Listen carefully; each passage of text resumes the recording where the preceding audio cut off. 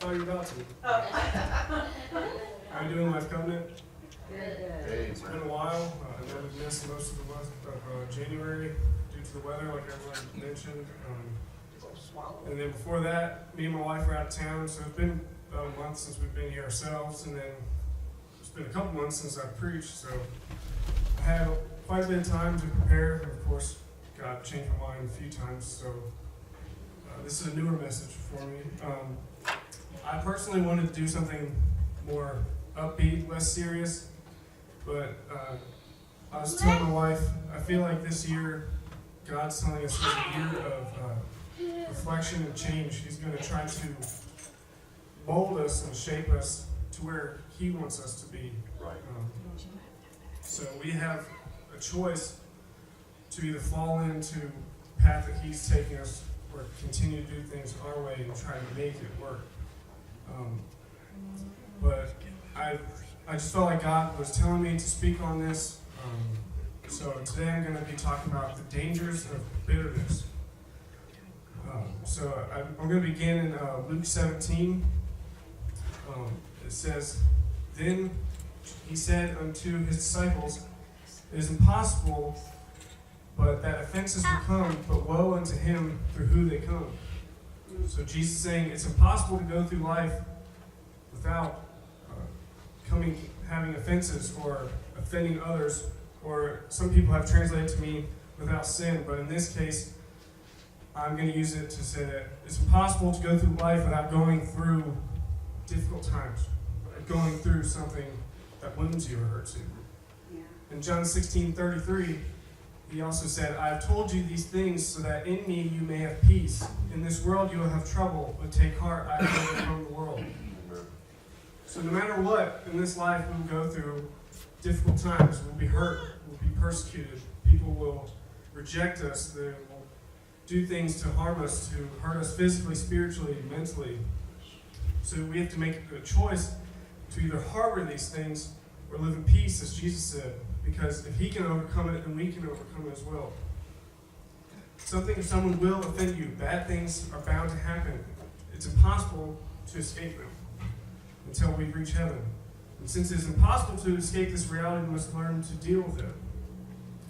People are going to do things that are going to hurt people that we love. They'll hurt our children, our parents.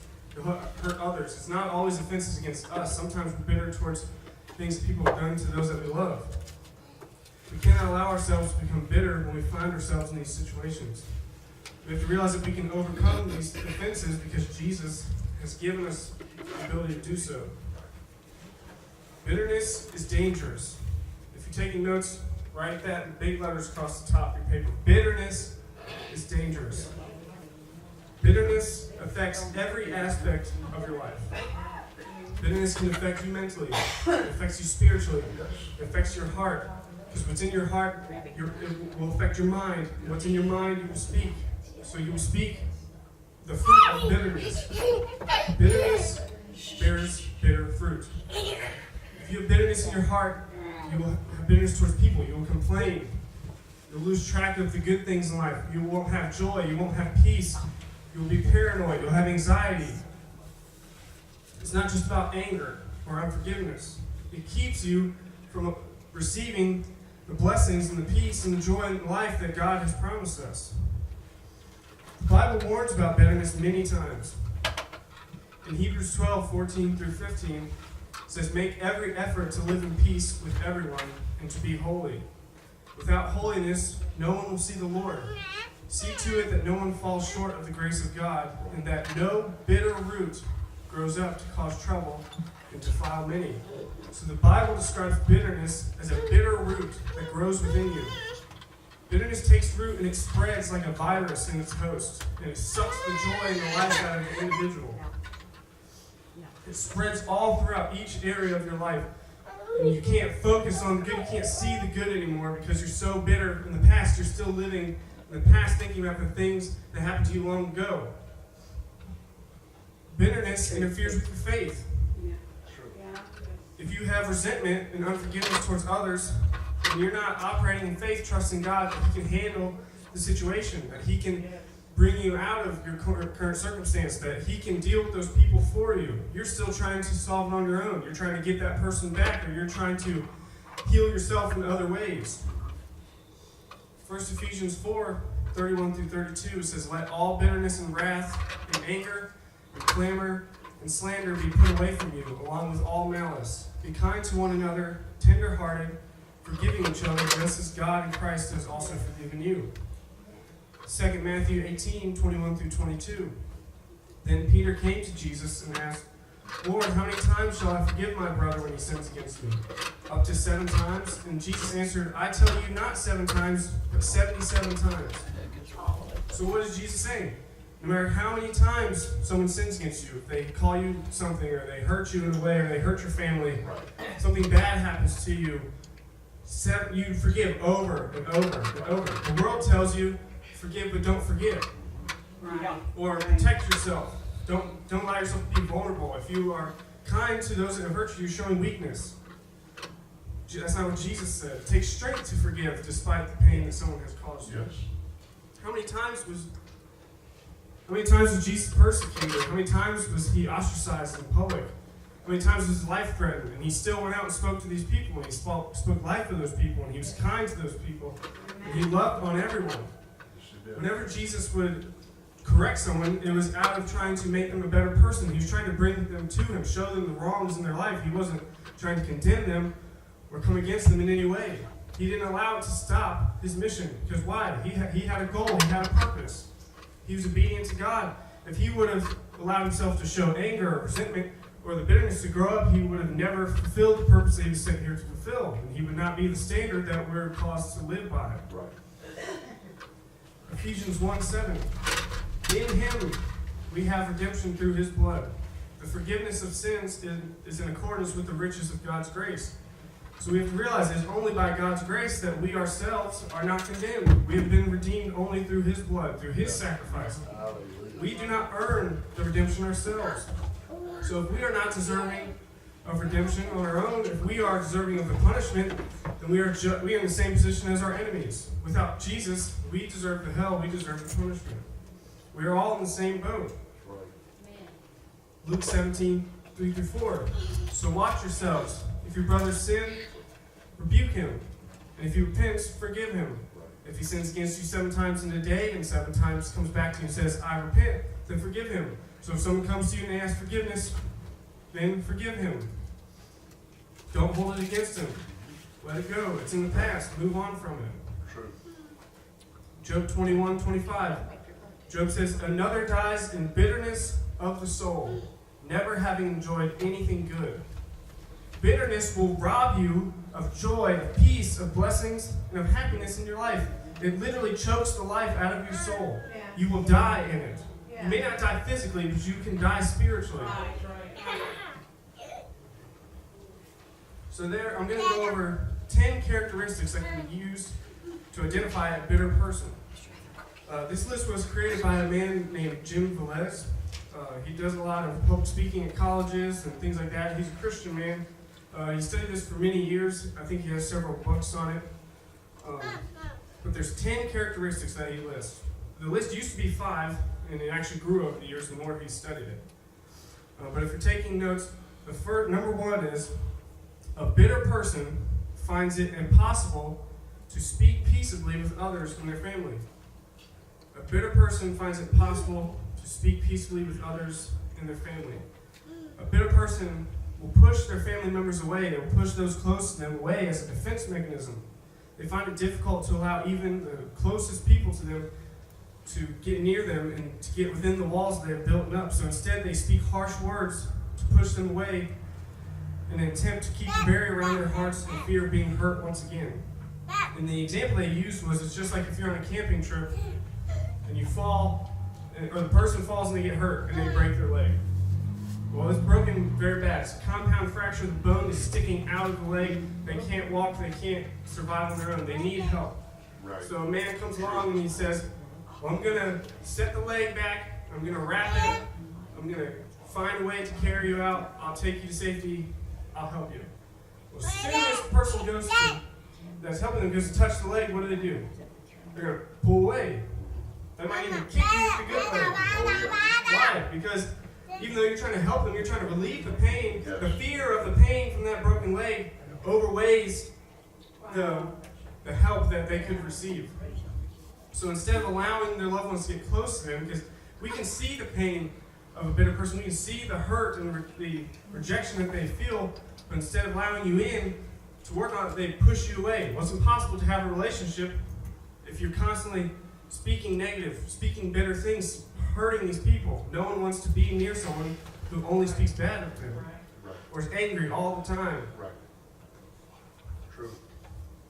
Number 2, a bitter person speaks with barbed and cutting words that hurt others deeply. Number 3, a bitter person uses language characterized by hostility and suspicion. A bitter person is paranoid.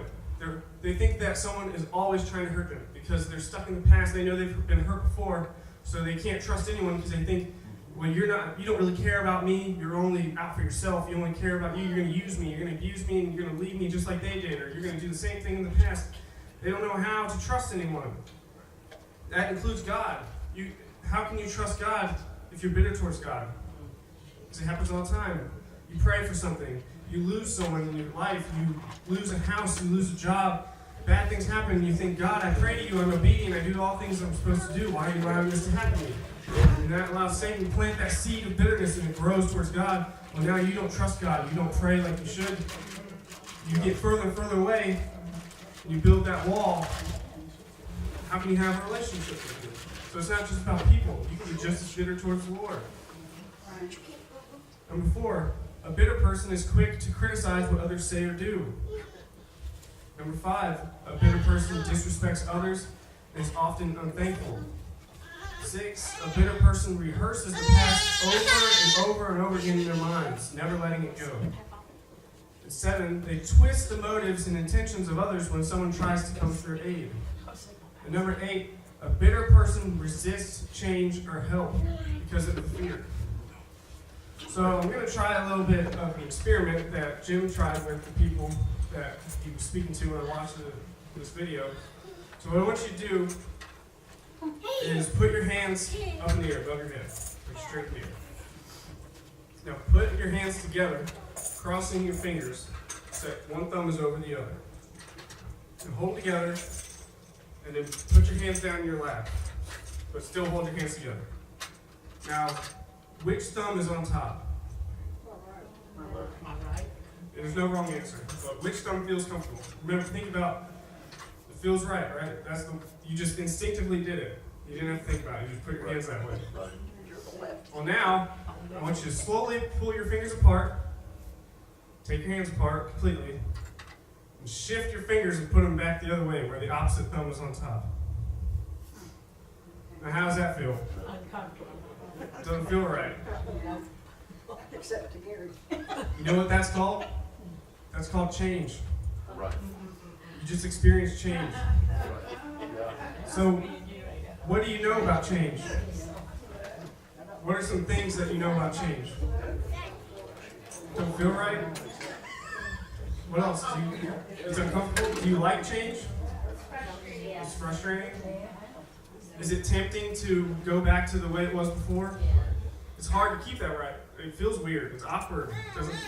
It's just wrong. You want to switch back right away. It's hard to stick with the change once you've made it, right? So did I teach you anything about change? I didn't teach you anything. You told me all you did was you experienced it physically. Right. When you experience change, you experience the truth. And anytime you experience the truth, it sticks with you because now you have felt it physically yourself. So why do bitter people dislike change? Because of the discomfort, the fear. It's easy to go back to it. So bitter people resist it, just like everyone else does. Right. Oh, yeah. They're afraid of feeling the same pain that they felt before. So they don't want to put that effort into the change because they're just going to get hurt again. Come on. So it's easy to stay on that same path. But if you keep doing and reacting and thinking the same thoughts, and you have the same perspective, people will call that closed-minded. You got the blinders on. Right. So you keep doing the same thing. You react the same way. And what does that do? That piles it on. And you're just building the walls. And you're just putting the muck and the dirt and the grime on top of it. And now there's a mound and you've dug yourself so deep you don't know how to get out. True. So anytime anyone says anything to you that you disagree with, you snap. You might not say it physically, but in your mind, you're angry. And how could they say that to me? And you think the worst automatically. That causes strife. How can you have a relationship with your family? How can you have a relationship at work? You're either faking it or you are real, and then you're pushing people away. Because if the truth comes out with what you really want to say, no one's going to want to be around you. You're just a bitter, old, mean person. And you lock yourself away. Maybe not physically, where you're a hermit, but spiritually, mentally, you're locking yourself away. And no relationship is meaningful or real anymore. Number 9, bitter people strive to keep past injuries fresh as though it happened yesterday. And number 10, they exhibit indifference and numbness towards the hurts they inflict on others. Right. Because if you are numb to the pain that you cause others, then it makes it easier. And by inflicting pain on others, they feel like they are removing the pain from themselves. It's just like what a bully does. If they've been hurt, they bully others. So it causes a chain effect. And the enemy likes to do that because if you hurt someone, then they hurt someone, and they hurt someone, and the bitterness grows and it spreads. Because what did I say before? It's like a virus. It's a disease. It's contagious. Your bitterness, you can cause someone else to be bitter by the actions that you take against them. Right. Because now they're angry with you. Sometimes you're bitter, you don't even know why you're bitter. But you've been hurt by someone else, so that pain is still fresh in your mind. So now, someone who's not even being rude to you or being unkind to you, you're going to be mean to them. Because it's the way it is now. It's a pattern. 2 Samuel 16:23. Now we're going to read about a man named Ahithophel. I'm going to give you an example of the cause, or what bitterness can cause your life to be like, or the way it can make it end up. 2 Samuel 16:23 says, "Now in those days, the advice of Ahithophel, or the advice that Ahithophel gave, was like that of one who inquires of God. That was how both David and Absalom regarded all of Ahithophel's advice." So if you don't know who Ahithophel was, he was an advisor to King David. He was one of his closest friends. He trusted him more than any other advisor because he was very wise. They said it was like speaking with God. They knew that whatever he said, they could trust it. It was held with great weight, everything that he told David. Well, if you go back and look at 2 Samuel 11, you then see the story of David and Bathsheba. Everyone knows about that story. David saw a woman up on the roof. She was taking a bath. And he decided that he wanted to be with her. So then he has an affair with her. Well, it turns out she's married. She's married to a man named Uriah. He's a soldier. He's out of battle. Well, then she tells him that she's pregnant. So to cover up the pregnancy and the affair, what does David do? He sends for Uriah to come home. He tries to get him to sleep with her so that he can say that it's his baby and no one will find out. So that David isn't shamed and that the woman isn't shamed. And back then she could have possibly been put to death, all sorts of things. So he was dishonest and he conceived a plot in his mind. Well, Uriah was so faithful to his men that were still in the front lines that he, instead of sleeping with his wife, he slept outside. He wouldn't even sleep in his own house. So David decided to send Uriah back out and send a letter to his general and told him, put him on the front lines in the heat of battle and then pull his troops back so he's all alone. So then Uriah dies. So then David takes Bathsheba as his own wife. So what does that story have to do with Ahithophel? Well, it turns out that Bathsheba is the granddaughter of Ahithophel. And once Ahithophel learns of David's horrible actions, he leaves and goes back to his home in Gilo. Well, 10 years pass, and at this time, Absalom, David's son, has turned against him, and he's trying to overthrow him and take his place. So Ahithophel hears of this and decides that he's going to join Absalom, and he's going to pay David back. So 10 years he spent harboring that anger. He had an affair with his granddaughter, killed his granddaughter's husband, and he totally just tore their relationship apart. Imagine the pain. He trusted him. He was his closest friend, his closest advisor. He trusted him. He was in the top position. And then he's the one that had to leave. He destroyed his family. He hurt his granddaughter. You think the way David treated her was respectful? That's shameful what he did. But David's the king, so he's above it. He's in a place of power. These are things that Ahithophel has to be thinking. He gets away with it. God does nothing to him. He's blessed instead. Maybe he doesn't know that they lost the child because he went away. All he's thinking is all these things that David has done to him. So he sees the opportunity and he says, well, now's my chance. Because he's a wise man. He knows the ways of battle. He knows how a kingdom works. He knows that if he goes to Absalom, he will take his advice. And he can use him to get back at David, to have his vengeance.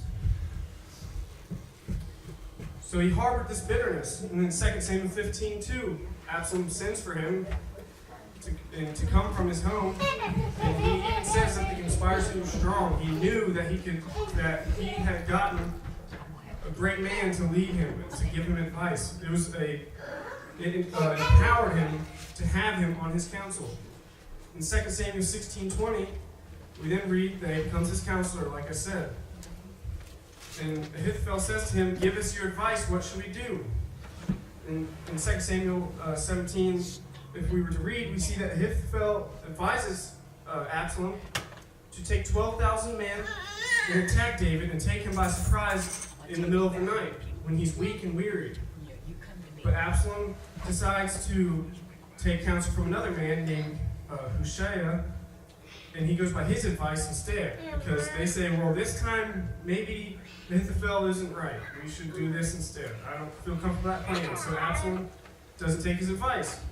So then in 2 Samuel 17:23, it says, when Ahithophel saw that his advice had not been followed, he saddled his donkey, set out for his house in his hometown. He put his house in order, and then he hung himself. So he died and was buried in his father's tomb. He was so bitter from what David did to him, and then he feels rejected by Absalom for not taking his advice. He goes home. He goes from being a spokesman for God, counselor to the highest man in the world, confident to the king himself, to so bitter that he takes his own life. He waited 10 years, let it grow inside him like a cancer, and eventually killed him. He hoped that by extracting vengeance on David for the seduction of his granddaughter and the killing of Uriah, that he would somehow overcome the feelings that he had within him. And I say all that to ask you, are you nursing a grudge against anyone? Or is there a bit of resentment or anger towards someone? Don't allow it to become a cancer inside you. It may not kill you physically. You may not be killing yourself physically. But if you allow it to grow within you, you are suffocating yourself spiritually. But now we're going to look at someone who made a different choice. Who didn't allow the bitterness to grow within him. 2 Timothy 4:14-18 says, Alexander the metalworker did me a great deal of harm. And this is Paul speaking. And he said, the Lord will repay him for what he has done. You too should be on your guard against him because he strongly opposed our message. So he warns the people about this man, but he says, I'm going to let God take care of it. I'm going to trust in him. At my defense, no one came to my support, but everyone deserted me. May it not be held against them. Even his friends, the people that he trusted, abandoned him. And what's he say? May it not be held against them. So everyone turned their back on him and just let him face it on his own. He still didn't harbor any kind of resentment against those people. And then in 17 he says, but the Lord stood by my side and gave me strength, so that through me the message might be fully proclaimed and all the Gentiles might hear. And I was delivered from the lion's mouth. And then 18, the Lord will rescue me from every evil attack and will bring me safely to his heavenly kingdom. To him be glory forever and ever. Amen. So Paul decides to take the other route. He knows that God will be his vengeance, that God will take care of the whole situation. Right. He knows that he has a job to do, and that if he reacts in anger and bitterness and comes against these people, it could jeopardize his mission and the message that he has. Because how can you go out and preach love and forgiveness if you're fighting with people in the streets and he fights with this man for doing him wrong? But instead, he chooses to be like Christ and forgive him. This is a man who slaughtered Jewish people and was a horrible person. Now he just lets it go and gives it to God. That's his first reaction. He would have been justified to get angry. Paul knew to trust God instead of taking the matter into his own hands. We ourselves have a purpose and a mission that God has given all of us. He said that he would take us out of the lion's den of persecution if we would trust in him. One of the most major things that Satan uses against people to hinder their progress in maturing and growing in the Lord's offense is offense, bitterness, resentment, and unforgiveness. When our spirits are full of these things, we cannot grow spiritually. When your spirit and your soul and your mind get filled with anger from offenses, and you're full of resentment and forgiveness, it hinders you from progressing. And you cannot grow. You cannot receive the blessings that God has made you. Unlike Ahithophel, Paul chose to be like Christ because he saw in his life the things that Jesus did in people's lives, and that love can overcome all of those things. But now I'd like to close by giving you 4 keys to overcoming bitterness. So number 1 is realize that it's not worth losing your life based on what someone else has done to harm you. We may not physically harm ourselves, but we cannot allow bitterness to take root. It will spread and suffocate us spiritually. It will kill your joy and hinder your relationship with God. Number 2, realize that God is the ultimate judge and he will avenge you. Romans 12:19 says, "Do not take revenge, my dear friends, but leave room for God's wrath. For it is written, 'It is mine to avenge, I will repay,' says the Lord." Yes. Number 3, we must see that we are not sinless. While people might wrong you, you also have wronged others. We are not perfect. Just as we need forgiveness, they need forgiveness. God cannot forgive us if we do not forgive others. That's what Matthew 6:14-5 says. And last but not least, number 4, we must realize that the pain someone or something has caused in our lives, God can use these things to promote us and put us in a better place. Right. Look at everything that Joseph went through. He was sold by his own brothers into slavery. He was falsely accused. Everything he had was stripped from him, and he was imprisoned, only for God to take him out of the prison and place him as the second highest person of power in Egypt. So if you've been fired by your old job, then you wouldn't have the career you have now, possibly. If that person had not hurt you in a relationship, maybe you wouldn't have the wife or the husband that you have now. If you had not lost your home in foreclosure, maybe God wouldn't give you the beautiful home that you were meant to have. See, just because things look negative in the present doesn't mean that they will stay that way in the future. That's good. Good word. So don't allow those things to cause a root of bitterness in your life, but instead trust in the Lord that he will take you to where you need to be, and he will make all things right for those that love him. Yes. When someone hurts you in your life or you go through a trial that leaves you in pain, don't allow the anger and the anguish to dig itself into your heart. Cut the bitter thoughts out before they can take root, and choose to forgive those people. People today are bitter towards the government. They're bitter towards their jobs. They're bitter towards their family and their friends. And it seems like everyone is offended by everything. You can't have an opinion anymore. You offend someone. Yeah. Everyone is so thin-skinned. They can't take any kind of criticism at all. Right. You're not allowed to say what you feel, because then you're harming someone else. Right. Jesus said to forgive over and over, and to love our enemies and pray for them, and to ask God to bless them. If we are called to love, then we must remember 1 Corinthians 13:4-7. It says, "Love is patient, love is kind, it does not envy, it does not boast, it is not proud, it does not dishonor others, it is not self-seeking, it is not easily angered." And the big one, it keeps no wrong of records. Or no record of wrongs, I'm sorry. No record of wrongs.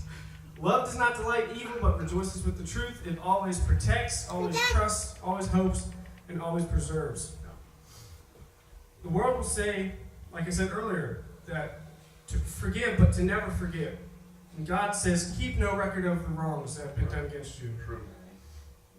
Always trust, always hope. Always trust in God. Always trust that God can heal those people, that God can change those people, can save the people that hurt you. Always hope for the best. Always look for the best. Give someone the benefit of the doubt. Just because they've done something to us, you don't see the perspective from their side. You don't know what they're going through. Not that it's an excuse, but what if they don't see the pain that they're causing you? Be slow to anger and quick to forgive. So I pray that if any of us here are harboring bitterness, that we will allow God to soften our hearts.